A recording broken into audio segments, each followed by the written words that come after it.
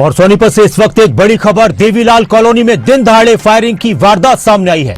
वर्चस्व की लड़ाई में दो पक्ष आमने सामने आ गए और दोनों पक्षों में गोलियां चली। एक व्यक्ति को गिरफ्तार किया गया है। एक बार फिर से गोलियों की गूंज से दहला है सोनीपत। सोनीपत की देवीलाल कॉलोनी में फायरिंग की घटना सामने आई है। विवाद के बाद गली में फायरिंग की गई और फायरिंग की वारदात को अंजाम देने के बाद आरोपी मौके से फरार हो गए।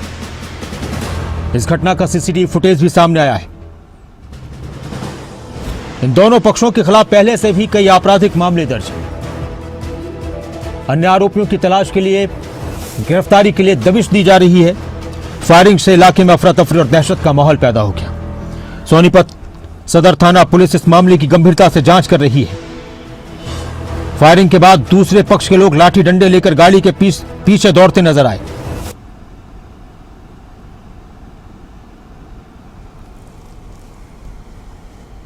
कल दिनांक 13/6/2026 को करीब 2 बजे हमें सूचना मिली थी कि देवीलाल कॉलोनी में गोली चली है, जिस पर हम मौके पर पहुंचे थे। सीआई यूनिट्स को भी बुलाया गया था, तो वहां चल के हमने जो जांच की तो 3 राउंड फायर होने को वहां हम पाए गए। एक गाड़ी भी सीसीटीवी फुटेज में आती दिखाई दी है जिसमें से फायर हुआ गाड़ी में से। और फिर उस संबंध में हमने जो मुद्दई है, जो शिकायत करता था वहाँ गौरव और उसका भाई एक सौरभ, तो उनके ऊपर वो फायर हुआ। उस संबंध में हमने मुकदमा दर्ज कर लिया और एक आरोपी को भी इसमें हमने अभी कल गिरफ्तार किया, जिसको आज अदालत में पेश करके रिमांड लिया जाएगा। गौरव, कैसे क्या हुआ? मेरे भाई को गन पॉइंट से उठा रखा था, तो उनका फोन आया मेरे भाई के पास कि मेरे को लेने आ जाओ। तो वे उनके पास चले गए, तो उन्होंने उड़े जाके गाड़ी पे बिट से वो किया वार, तो वहां से वे भाग निकले और वे गाड़ी लेके पीछे पीछे हमारी गली में आ गए और उन्होंने वहां पे गली में आते 3 फायर किए। कौन सी गाड़ी थी? क्रेटा। कौन थे फायर किए हैं? ये पता नहीं कौन थे, क्यों जानते हैं। शुभम यहाँ जी बरेजा गाड़ी है बिना लंबरा की, वहाँ मुड़ के वहां से बैक हुई। वहां से बैक होने के बाद उन्हें एक राउंड छोड़ा, पहला एक होने के बाद फिर बैक हुई और फिर एक खिड़की में एक और राउंड छोड़ा। फिर हम आगे घर से निकल गया, भाज लिया हम। फिर यहाँ पर एक और फायर छोड़ गया, फिर एक गाड़ी लेकर भाज लिए। या 3 फायर छोड़ दिए, तीनों यहाँ के बरामद हुए। कितने बंदे थे?